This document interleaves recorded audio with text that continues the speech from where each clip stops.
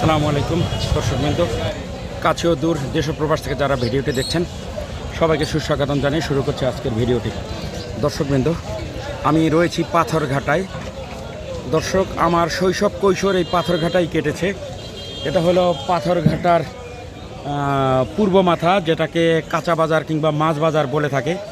এ পাশে রয়েছে এটা মাছ বাজার, আর বাম পাশে এখানে সরকারি স্থাপনা, এখানে বিভিন্ন রকম দোকান রয়েছে। তার মধ্যে এখানে প্রত্যেকটা এখানে ডিভাইড করে দেওয়া রয়েছে যে আপনি একই জায়গায় ঢুকলে বিভিন্ন রকম পণ্য পাবেন না, যার যার জন্য নির্দিষ্ট সীমানা রয়েছে। তো দর্শক, আসসালামু আলাইকুম। আঙ্কেল, কি এগুলো ক্ষেতের নাকি কিনে নিয়ে আসছেন? এগুলো ও আচ্ছা, একটা কানে একটু কম শোনে। আচ্ছা আচ্ছা আচ্ছা। তো ধনে পাতা দেখুন দর্শক, ধনে পাতা এত তাজা, মনে হচ্ছে যে কাঁচা খেয়ে ফেলি। তো আমি এখানে দাঁড়িয়ে রয়েছি, এখানেই মানে আমি যে ঘ্রাণ পাচ্ছি, কিন্তু আমরা ঢাকায় যে ধনে পাতা কিনি মানে নাকের কাছে নিলেও ঘ্রাণ পাওয়া যায় না। বেথে শাক, কিন্তু এলাকায় আঞ্চলিক ভাষায় কি বলে একটু আবার বলেন? বাত্য শাক। দর্শক, এটাকে বরিশালের আঞ্চলিক ভাষায় বাত্য শাক বলে থাকে। তো দর্শক, আমি এখানে আসলে নেমে আমি অভিভূত, পাথরঘাটায় নেমে, কারণ এখানে সব কিছু মানে একদম সব কিছু এত তাজা। তো আমি কোনটা রেখে আমি কোনটা নেব, আমার যদি সামর্থ্য থাকতো, কিংবা আমার এগুলো তো আসলে নিলে এগুলো সব নষ্ট হয়ে যাবে, নাইলে আমি যা দেখছি আমার মন চাচ্ছে সবই আমি কিনে নিয়ে যাই। দেন ধনে পাতা দেন, কত করে আটি? ওই দেবেন 20 টাকায় আর কি, এইরকম 5-6 মোটা দেন, দিয়ে দেন, যা পারেন দিয়ে দেন। 20 টাকার দেবেন, 20 টাকার, 20 টাকার। দর্শক, এই ভদ্রলোক একটু কানে একটু কম শোনে, তো উনি দিচ্ছে কি মানে আটে কি 2 টাকা না 5 টাকা, 4 টাকা, 5 টাকা, কি হিসাবে দিচ্ছে? ওই 20 টাকার দেন, 20 টাকার দেছে। অবস্থা ভালো আছে দোস্ত? 20 টাকায় কয় আটি দিলেন? কয়টা? 6 আটি। আচ্ছা দেন। দর্শক, আমার মনে হচ্ছে যে আমি এগুলো কাঁচা খেয়ে ফেলি, মানে ঢাকায় আসলে আমরা কখনো আসলে এরকম একদম তাজা মানে ক্ষেত থেকে নিয়ে আসছে এগুলো আসলে পাই না ঢাকায়। এই যে হলো আমার বাল্যবন্ধু, আমার ক্লাসমেট, অনেকদিন পরে দেখা হলো, হাফেজ মনিরুজ্জামান। আমরা একই সাথে দাখিল পর্যন্ত লেখাপড়া করেছি। ও আমার চেয়ে স্টুডেন্ট অনেক ভালো ছিল, তো প্লাস আমার বড় ভাইয়েরও ক্লাসমেট ছিল, আর আমার সাথেও লেখাপড়া করেছে। তো অনেক দিন পরে দেখা, তো আসলে আমরা যখনই দেখি আমরা বুকে জড়িয়ে নেই, কিন্তু আসলে আমার হাতে ক্যামেরা, যে কারণে আসলে আমি এই কাজটা আজকে করতে পারিনি। তো যাই হোক, এই পাশে রয়েছেন ইনি আমার আঙ্কেল, ইনি আমাদের ফ্যামিলির একজন লোক। আচ্ছা, তো 20 টাকার দিয়েছে, ঠিক আছে দেন। আমাকে একটা ব্যাগে দেন, পলিথিন ব্যাগ দেন। আচ্ছা, আপনি এখানে নিয়ে আসছেন আতর বিক্রি করে? আচ্ছা, জি। দর্শকবৃন্দ, আমার ইচ্ছা ছিল যে আমি এখানে দরদাম করে কিনবো, আমার একটু দরদাম করে কিনতে আমার একটু মানে আমার শান্তি লাগে। তো 20 টাকা। তো যাই হোক, এনে হলো আমার চাচা, তা উনি আমাকে দরদাম তো করতে দিলই না, আর টাকাটাও আসলে উনি পে করলো।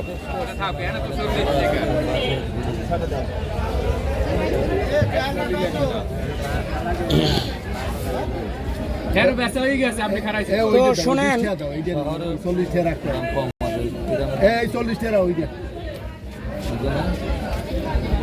উনি তো আসলে কানে শোনে না, ওনার সাথে আসলে কথা বলে আমি মজা পাচ্ছি না। তো কাস্টমার হলেই হয় না, কাস্টমার লক্ষ্যে কাস্টমার হওয়া লাগে। এই যে দেখেন, আমি আসছি, আপনার সব ধনেপাতা বিক্রি হয়ে গেল। আসসালামু আলাইকুম। আঙ্কেল, লাউ কি নিজের ক্ষেতের নাকি কিনে নিয়ে আসছেন? ক্ষেতের লাউয়ের দাম কত? 50 টাকা। দেখুন দর্শক, ঢাকায় গতকালকেও আমি বাজার করেছি, আজকে হলো ফেব্রুয়ারি মাসের 4 তারিখ, শবে বরাতের পরের দিন, মানে ছুটির দিন। তো আমি ঢাকায় এর অর্ধেক একটা লাউ কিনেছি 100 টাকায়, আর এখানে দেখেন একদম গাছ থেকে মাত্র কেটে নিয়ে আসছে। আর ঢাকায় কি করে, এখান থেকে প্রত্যেক বেলায় কাটে ব্লেড দিয়া, প্রত্যেক বেলায় কাটে, এটা বড় করে রাখে, মানে যখন একটু শুকায় যায় তখন আবার কাটে, মানে সাধারণ ক্রেতাকে দেখায় ঠকায় যে গাছ থেকে মাত্র কেটে নিয়ে আসছি। তো এই লাউয়ের দাম মাত্র 50 টাকা। তো সেক্ষেত্রে হয়তোবা যদি দরদাম করে তাহলে হয়তোবা আর একটু কমাই বিক্রি করবে। তো আসলে আঙ্কেল আমার প্রয়োজন নাই, আমি এখানে আসছি এক মেহমান, আমি কিনতে পারছি না। হ্যাঁ ঠিক আছে। আরে ধন্যবাদ আপনার খেতে। ভাইয়া গলদা চিংড়িটা একটু হাতে নেন, একটু হাতে নেন না গলদা চিংড়িটা। দেখুন দর্শক, গলদা চিংড়ির সাইজ, এটা কি এই বিষখালী নদীর মাছ? হ্যাঁ আচ্ছা। তো আমি ভাই আসলে একটু দেখার জন্যই নিয়েছি, আমি কিনবো না, আমি একটু আগে অনেক মাছ কিনেছি আমি। তো দর্শক এগুলো আসলে দেখলে মাথা নষ্ট হওয়ার মতো অবস্থা। দেখুন মাছের কি অবস্থা, চিংড়ি মাছ, এই জাবা মাছ, এটা একটু আগে আমি দেখিয়েছি, এটা হলো কাইন মাছ। ঢাকায় যারা কিংবা বিভিন্ন শহরে যারা থাকেন তারা দেখলে মনে করবেন যে এটা মাগুর মাছ, আসলে এটা মাগুর না, এটা খুব সুস্বাদু মাছ। এই যে লট্টে মাছ, একদম তাজা মাছ, এখন পর্যন্ত বরফে স্পর্শ হয়নি। তো আমাকে একটু আগে একজন অফার করেছিল যে দুপুরে ভাত খাওয়াবে, আমি বলছিলাম যে লট্টে মাছ খাওয়াতে পারেন তো খাবো। তো দুপুরে আমি এক জায়গায় আমার ইনভাইট রয়েছে, আমি সেখানে লট্টে মাছ দিয়ে আমাকে ভাত খাওয়াবে। হ্যাঁ আমি তাকে বলেছি যে আমি লট্টে মাছ খাবো। না মাছ তো একটু আগে নিলাম আপনাদের কাছ থেকে, আপনি ছিলেন না তখন।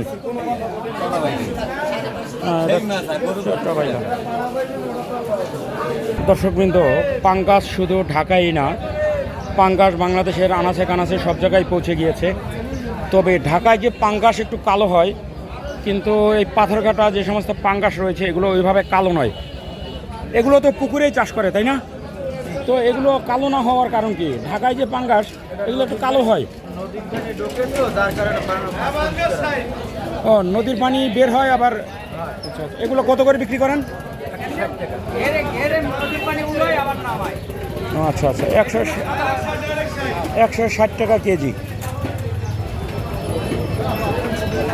এখানেও রয়েছে পাঙ্গাস মাছ। ভাইয়া কত বিক্রি করছেন? 160। আপনাদের এখানকার মাছগুলো দেখে একটু ভালো লাগে, মানে পরিষ্কার, কিন্তু ঢাকার মাছ কালো হয়। ঢাকার বলতে তো আসলে মাছ তো ঢাকায় চাষ করে না, করে ময়মনসিংহ বিভিন্ন ঢাকার বাহিরে, তো আসলে খুবই ময়লা পানি। কিন্তু এখানে আপনাদের পাঙ্গাস দেখতেছি পরিষ্কার একদম নদীর মাছের মতো। হ্যাঁ, ঢাকার বাইরে থেকে কেউ যদি আসে তাকে যদি আপনি নদীর মাছ বলে ধরাই দেন, সে বুঝতে পারবে, সে বুঝবে যে হ্যাঁ এটা নদীর মাছ।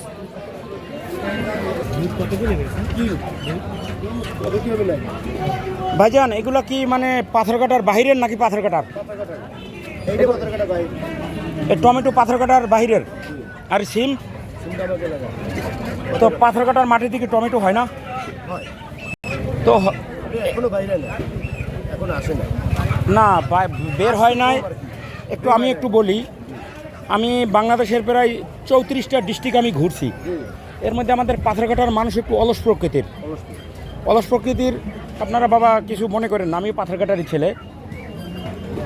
তো যেমন উত্তরাঞ্চলে বিভিন্ন জায়গায় আপনার সকালবেলা ধান কাটছে, ধান কাটার সাথে সাথে মেশিন দিয়ে ওখানে ট্রাক্টর দিয়ে মানে জমিন চাষ দিয়ে সাথে সাথে দেখা গেছে জমিন প্রস্তুত করে ফেলে।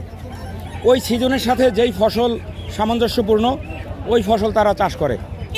আর আমাদের বরিশালের এই অঞ্চলের মানুষ কখন বৃষ্টি নামবে আষাঢ় মাসে মানে কেউ কষ্ট করতে রাজি না, অথচ বরিশালের মতো পানি মানে সারা পৃথিবীতে কোথাও নাই।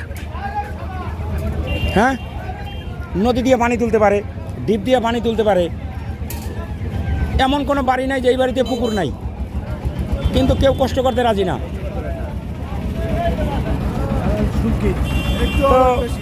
তো পাথরঘাটার মানুষ এখানে মানে যারা নদীতে মাছ ধরে মানে কাঁচা পয়সা আছে, এরা কষ্ট করতে রাজি না, যে কারণে সব শহর থেকে আমদানি করে। ভাইজান কত করে বিক্রি করেন টমেটো? 40 টাকা। তো ঢাকায় এরকমই চলছে। আর লাউ কত করে?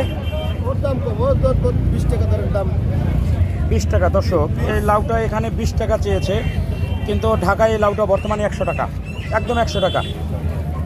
1 টাকা যদি কম বলেন দিবেন, আপনার সাথে কথাই বলবে না, মানে এমন একটা সিন্ডিকেট।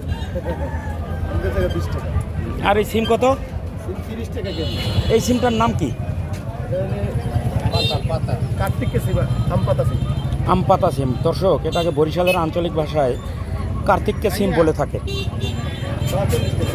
আর কুমড়া, এটা তো পাথরঘাটার বাইরের কুমড়া। হ্যাঁ,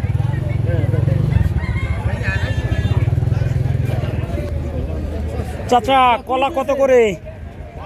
হ্যাঁ, আমি দিয়েছেন কত আগে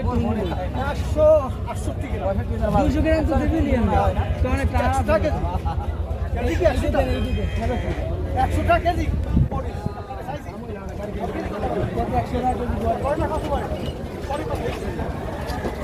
দর্শক, এটা যদি ঢাকায় কেউ এইভাবে কথা বলতো, মনে করতো যে কেউ কাউকে ধমক দিছে কিংবা ঝগড়া বেঁধে যেত, কিন্তু এটা আসলে আঞ্চলিকতার এরকম।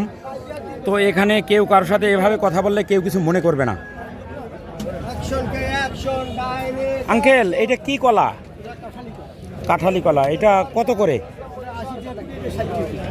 80 টাকা কুড়ি, মানে 20 পিস। 20 পিস 80 টাকা। দর্শক, ঢাকায় আমরা ডজন হিসাবে কিনে থাকি, বাট এখানে কুড়ি, মানে 20 পিস, 20 টাকে কুড়ি বলে থাকে। তো সেই 20 পিসের দাম 80 টাকা, 4 টাকা পিস। তো দর্শক, এটা দেখুন, কলার সাইজ দেখুন। ঢাকায় এই কলাটা কমপক্ষে 10 থেকে 12 টাকা পিস রাখবে, আর সেটা তো আছে। তারপর কলার ভিতরে কেমিক্যাল দিবে, বাট এখানে একদম মানে কোনো কেমিক্যাল মুক্ত।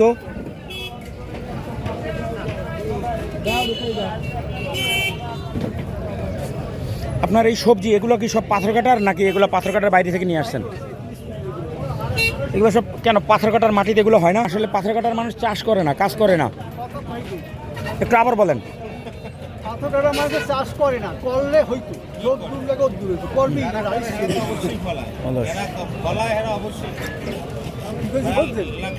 3 মাস চাষ করিয়ে ধান